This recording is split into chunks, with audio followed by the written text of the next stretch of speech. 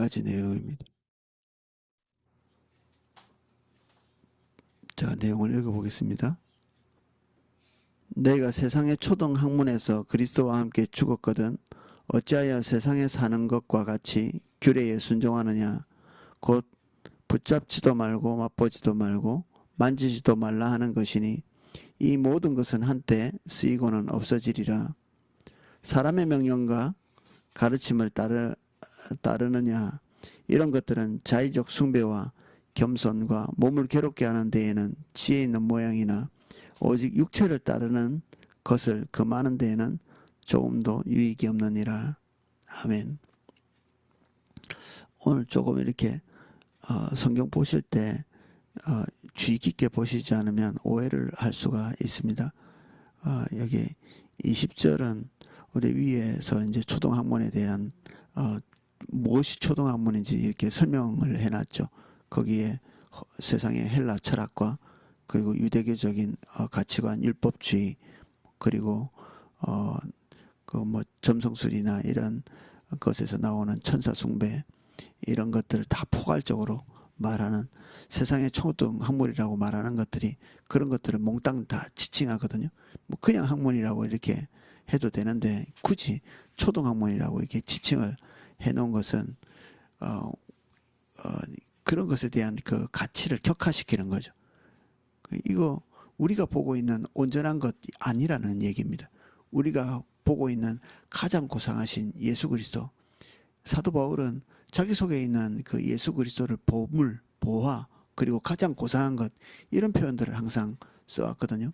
자기 자신은 별것도 아닌 것, 자기 자신은 드러내고 내세울 것이 없으나 이 질그릇 같은 내 육신 안에 예수 그리스도를 모시고 있다.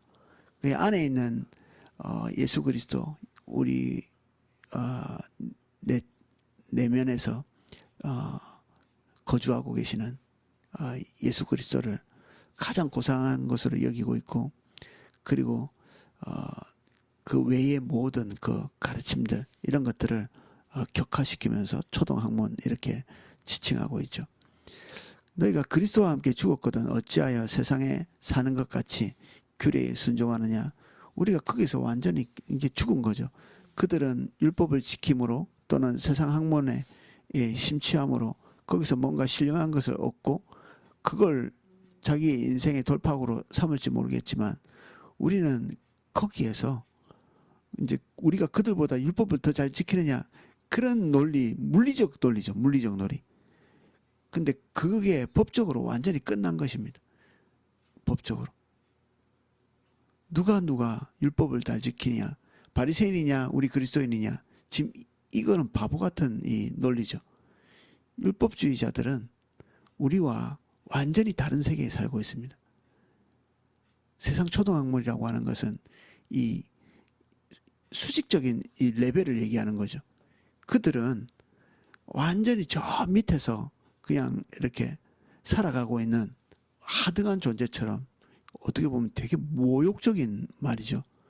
그 세계에 우리도 살고 있었는데 지금은 우리가 완전히 다른 세계, 다른 질서, 다른 영향력, 격이 다른 곳에 있다, 이런 설명을 하고 있거든요.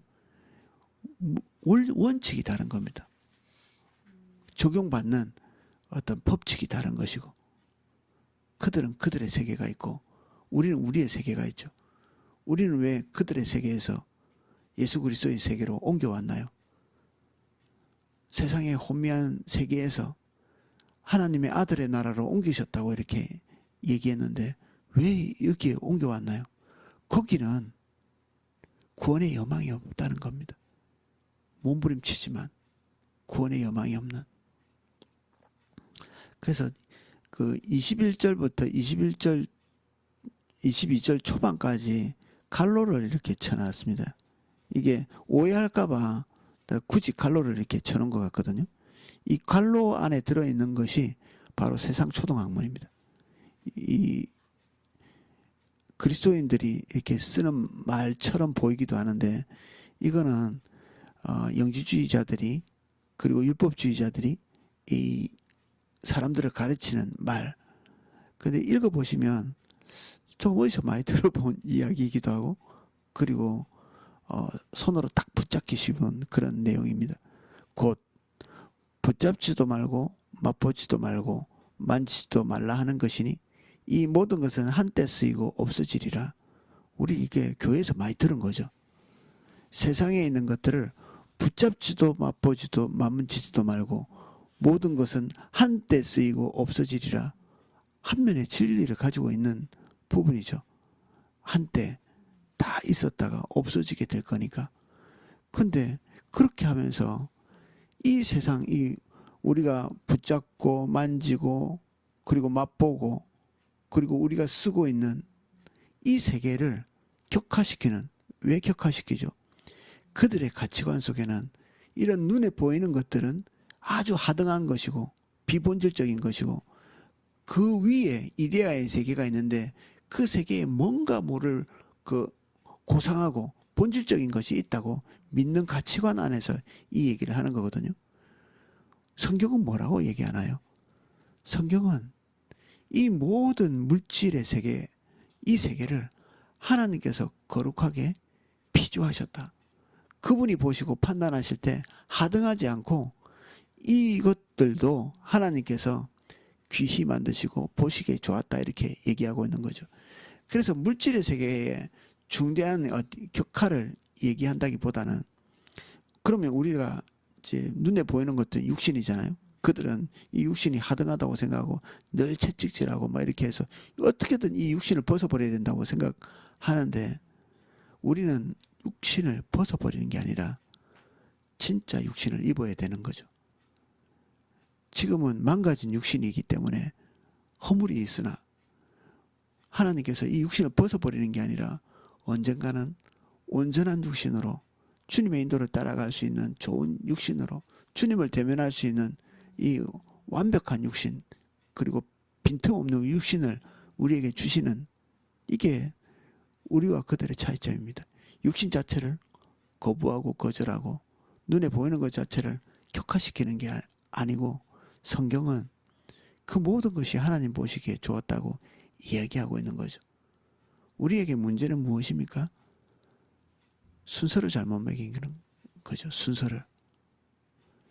이 모든 것을 주신 것이 하나님이시고 그분이 있기에 이 모든 것이 있는 것인데 하나님의 존재를 망각하고 눈에 보이는 것들이 우리가 가지고 있는 전부인 것을 아는 이 순서적 문제이죠. 순서적 문제.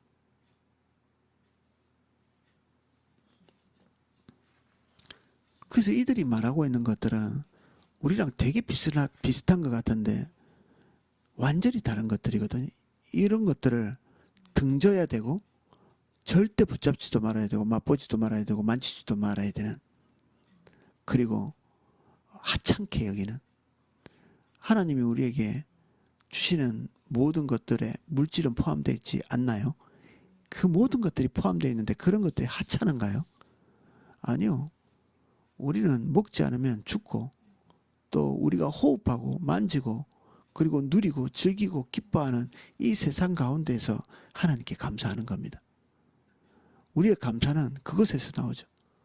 우리 눈으로 보고 있는 이 실체를 가지고 하나님께 예배하는 겁니다. 아, 하나님 이 세상 정말 아름답게 만드셨군요. 너무 놀라우십니다. 우리가 입으로 맛보면서 하나님이 지으신 이것을 내가 맛봅니다. 그래서 이것을 지으신 하나님을 높이는 거죠. 그래서 눈으로 보지 못하면, 입으로 맛보지 못하면, 손으로 만지지 못하면 하나님을 온전히 예배할 수가 없습니다. 하나님께 온전히 예배하려면 그것을 감각할 수 있는 감각이 있어야 되는데 이 감각조차도 하나님이 주신 거죠. 눈, 후각, 청각, 그리고 촉각. 왜 주셨죠? 이것이 없이는 예배자가 되지 못합니다. 뭔가 보는 게 있고 듣는 게 있고 냄새 맡는 게 있고 맛보는 게 있기에 우리가 예배자가 될 수 있는 것입니다. 하나님이 지으신 세계에 대한 인식이 이 감각을 통해서 들어오거든요. 이 인식이 없으면 예배자가 되지 못하죠. 뭘 감사하겠습니까? 우리가 이 세상에 살면서 더 영적인 것 있죠. 근데 그게 인생에 몇 번이나 그런 것을 이렇게 대면합니까? 삼층천을 올라간다든지 하나님의 보좌를 우리가 직관한다든지 이런 것들이 인생에 몇 번이나 있습니까? 평생에 한 번도 못 경험할 수도 있는데. 그래서 그들이 지금 자랑하고 있는 영적인 어떤 것들, 그리고 종교적인 어떤 그 경험치들, 신령하다고 하는 것들이 몽땅 다 과장돼 있다 이렇게 얘기합니다. 과장. 티끌만한 것들을 산더미같이 불려서 별것도 아닌 경험치를 굉장히 고귀하게 여기는 그 천사니 영적인 세계니 이렇게 얘기하는 그 세계가 통째로 없다는 것이 아니라 우리는 그것을 감각할 수 있는 힘 자체가 없는 거죠. 주님이 구체적인 목적을 가지고 계시하시지 않는 한 우리가 그런 것들을 경험할 수 있는 여지가 없죠. 우리 의지를 가지고 결정하고 경험하고 예배하고 할 수 있는 것은 눈에 보이는 세계입니다. 이번 주에 청년들하고 수양회를 하면서 전도서를 좀 같이 살펴봤는데 얼핏 보면 전도서가 허무주의를 얘기하는 것 같습니다. 그러나 우리가 좀 야무지게 꼼꼼히 읽어보면 이 땅에 있는 것에 대한 집요한 집착, 어떻게 하면 이 땅에서 지혜롭게 살 수 있는지, 어떻게 하면 하나님께 영광을 돌리면서 우리가 주님을 잊지 않으면서 이 땅의 것을 누릴 수 있는지, 그리고 먹고 마시고 입고 그리고 아주 일상의 소소한 기쁨과 즐거움들을 누리는 것이 놀랍게도 하나님이 인간에게 주신 분복, 인간은 그 이상 기쁨이 없다는 겁니다. 남편과 아내의 관계에서 오는 기쁨, 자녀들이 그 부모님과 가지는 기쁨, 먹고 마시는 일, 그리고 깨끗한 의복을 입고 청결하게 우리의 삶을 관리하면서 누리는 이 쾌적한 기쁨, 이런 것들이 하나님이 인간에게 주시는 분복 이렇게 얘기하고 있습니다. 그리고 거기에 조금 더 한다면 자기가 하나님으로부터 받은 재능을 가지고 일하는 것, 그 일에서 즐거움을 찾을 수 있는 것, 이런 게 인간에게 주신 가장 극상의 기쁨이라고 이렇게 얘기하고 있거든요. 좀 낯서시나요?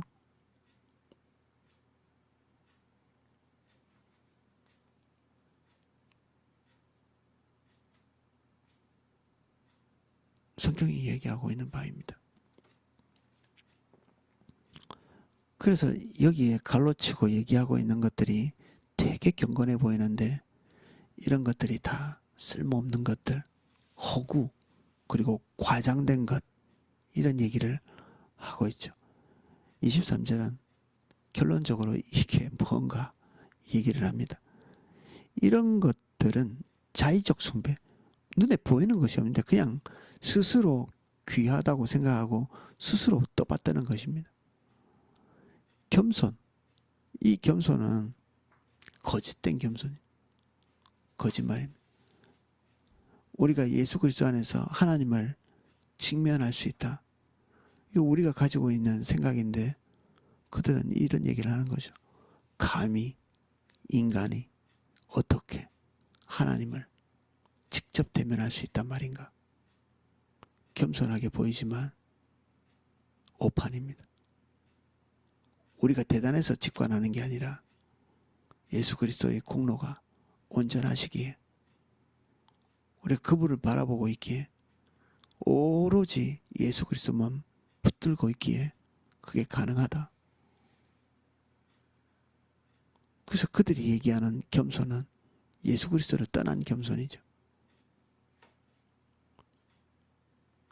몸을 괴롭게 하는 데는 지혜로운 모양이나 무지막지한 금욕, 금식, 뭔가를 안 먹고 안 즐기고 안 누리고 웃지 않고 기쁘지 않고 만족하지 않고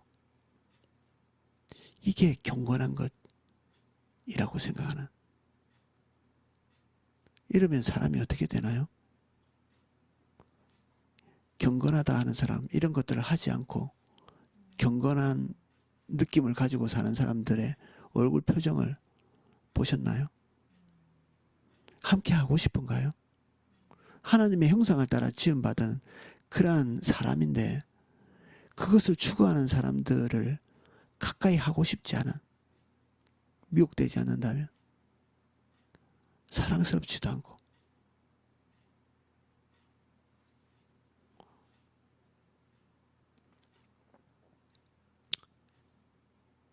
그래서 몸을 괴롭게 하는데 그럴듯한데 육체를 따르는 데서 그런 것들이 조금 도움이 되느냐?